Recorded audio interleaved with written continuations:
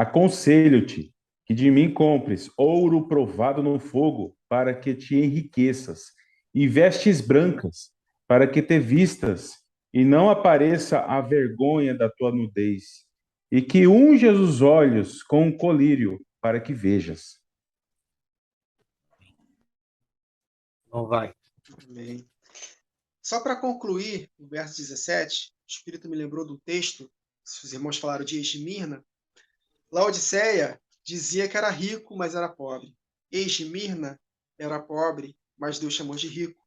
Olha só, 2:9, Apocalipse 2:9. Ao anjo da igreja de Esmirna, né? Deixa eu ver aqui o verso 9. Conheço as suas aflições. Olha aí. A igreja tem que estar disposta a sofrer. Então, está disposta a sofrer? Conheça as suas aflições. Pobreza, olha só. Disposto a perder tudo. Totalmente o oposto de Laodiceia. Mas tu és rico. Porque a verdadeira riqueza, meus irmãos, é o que está por vir.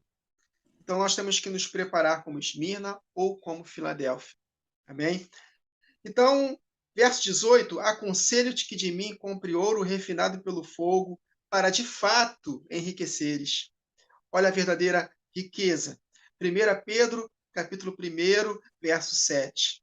É a prova da vossa fé, que é refinada pelo fogo diante das tribulações. E Laodiceia não estava preparada para sofrer, porque estava colocando seu coração nas riquezas, na instabilidade das riquezas. 1 Pedro 1,7, para que a prova da vossa fé, muito mais preciosa do que o ouro que perece e é provado pelo fogo, se enche em louvor, honra e glória na revelação de Jesus Cristo. Está aí a riqueza. Você precisa passar pela prova da sua fé, está disposto a sofrer por mim, a perder as coisas que vocês estão colocando no coração, para que você possa, na revelação de Jesus Cristo, alcançar a incorruptibilidade do seu corpo, a coroa da vida.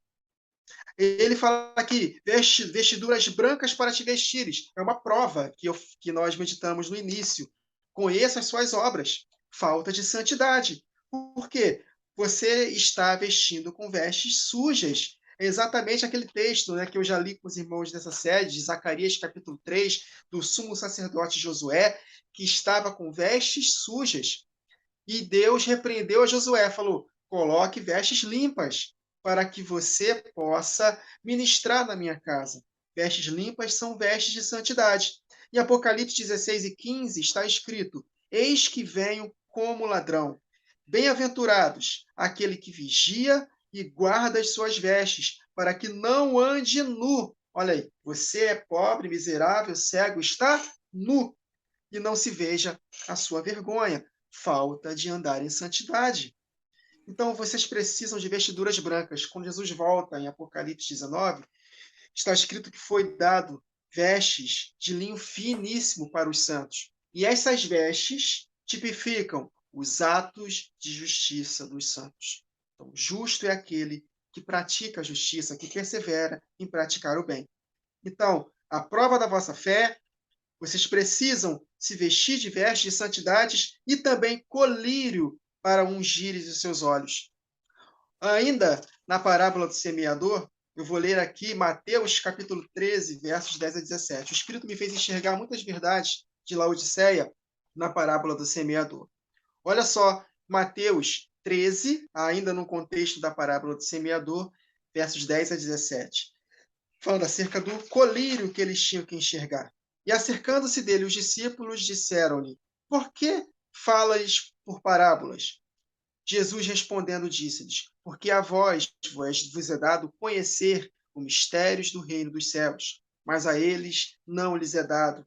Porque aquele que tem se dará e terá em abundância, mas aquele que não tem, até o que tem lhe será tirado. Foi o que o irmão Ricardo falou aqui. A igreja de Laodiceia, ela teve a graça de Deus, experimentou dos poderes do mundo vindouro, experimentaram da graça, do Espírito da graça, da boa palavra de Deus, mas perderam, estavam perdendo. Então, até o que tem lhe será tirado, se não houver arrependimento. E aqui, no contexto, ele fala de arrependimento também. Por isso que Jesus chama Laodiceia para o arrependimento.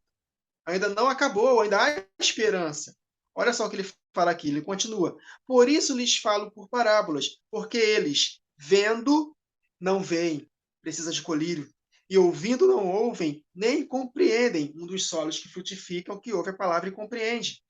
E neles se cumpre a profecia de Isaías, que diz: ouvindo ouvireis, mas não compreendereis, e vendo vereis, mas não percebereis, porque o coração deste povo está endurecido. O apóstolo Paulo fala sobre isso, as Escrituras Hebreus também fala, endurecidos pelo engano do pecado. E ouvir é engano, ou seja, eles acham que estão falando, fazendo a coisa certa, mas o pecado os enganou. Tem tudo a ver com essa mensagem da hipergraça. Não importa o que eu faço. Se eu crio no sacrifício de Jesus, estou salvo. Né? Um dos precursores dessa graça aí, ele fala que nossos pecados passados, presentes e futuros já estão perdoados. Calma aí. Os futuros já estão perdoados, então não importa o que eu faça, serão perdoados no futuro, segundo a presciência de Deus, desde que nós nos arrependamos. E não se prega arrependimento nessas mensagens da hipergraça. Aí ele continua: e ouvindo de mau grado com seus ouvidos, e fecharam seus olhos, não estavam enxergando, precisa de colírio para enxergar. Para que não vejam com os olhos, e ouçam com os ouvidos, e compreendam de fato a mensagem, compreendam com o coração e se convertam, e eu os cure. Tá vendo? Apesar dessa cegueira, há esperança ainda para arrependimento, para a cura, para a conversão, contanto que haja arrependimento. Mas bem-aventurados os vossos olhos, porque veem, e os vossos ouvidos, porque ouvem. Então, meus irmãos, nós precisamos entender que nós temos que colocar colírio para os nossos olhos, para que nós possamos ver, para que nós não sejamos como os incrédulos, que o apóstolo Paulo menciona em 2 Coríntios 4, que, verso 3, mas se o nosso evangelho está encoberto, é para os que se perdem que está encoberto, nos quais o Deus deste século cegou o entendimento dos incrédulos, para que não lhes resplandeça a luz do evangelho. A luz é a palavra de Deus, é lâmpada para os nossos pés, luz para o nosso caminho. Nós precisamos ter essa luz para que nós não possamos tropeçar na nossa jornada, porque a vereda do justo é como a luz da aurora, que vai brilhando mais e mais até a plena claridade do dia. Jesus não falou que nós somos a luz do mundo? Não se pode esconder uma cidade edificada sobre o monte? E que o apóstolo Paulo em Filipenses 2 fala que nós, nesse mundo de trevas, nós resplandecemos como luzeiros deste mundo. Então, como é que nós resplandeceremos como luzeiros deste mundo? Como é que nós vamos enxergar, ver bem, para que nós não tropecemos? Se enchendo da palavra de Deus e compreender essa palavra e obedecer. Que não sejamos ouvintes negligentes, mas operosos praticantes da palavra. Então, meus irmãos, sem a palavra de Deus viva em nós, praticada, nós não vamos vencer. Então, há uma responsabilidade para nós, principalmente para nós que estamos ensinando, irmão Ricardo e irmão Wagner. Há uma responsabilidade muito grande. Tiago, capítulo 3, que nós que estamos ensinando, que somos mestres, nós seremos julgados com maior rigor. Em Romanos 2, está escrito lá, você que fala para não adulterar, adulteras? Você que fala para não roubar, roubas? Então, nós temos que tomar muito cuidado, porque a palavra de Deus está, de fato, na nossa boca e no nosso coração. Mas se nós, de fato, não colocarmos em prática, de nada vai adiantar. Por isso que o apóstolo Paulo fala para Timóteo: Timóteo, tende cuidado de ti mesmo e da doutrina, porque fazendo isso, salvarás tanto a ti mesmo quanto aos que te ouvem. Então, de que adianta nós ganharmos muitas pessoas e perdermos a nossa salvação? Então, é uma responsabilidade muito grande. Satanás, ele está... Os nossos nomes, irmão Ricardo Wagner, estão lá, no Império das Trevas. Esses três aí são perigosos. Então, ele vai nos perturbar. Ele vai promover situações para que nós possamos desistir, mas que nós possamos ser valentes pela verdade e continuarmos firmes para que possamos arrebatar alguns dessa cegueira espiritual, dessas teologias malignas, teologia da prosperidade, do coach, da hipergraça. Nós precisamos ensinar a palavra de forma genuína, tendo cuidado de nós mesmos. Então, então nós temos que ter colírio para ungir nossos olhos. e é a palavra de Deus, lâmpada para os nossos pés e luz para o nosso caminho. Amém. Glória a Deus. Essa passagem de compres ouro provado no fogo, nos últimos dias, né, existirão pessoas afundadas como Laodiceia, e elas terão muitas dificuldades para superar as aflições dos últimos dias.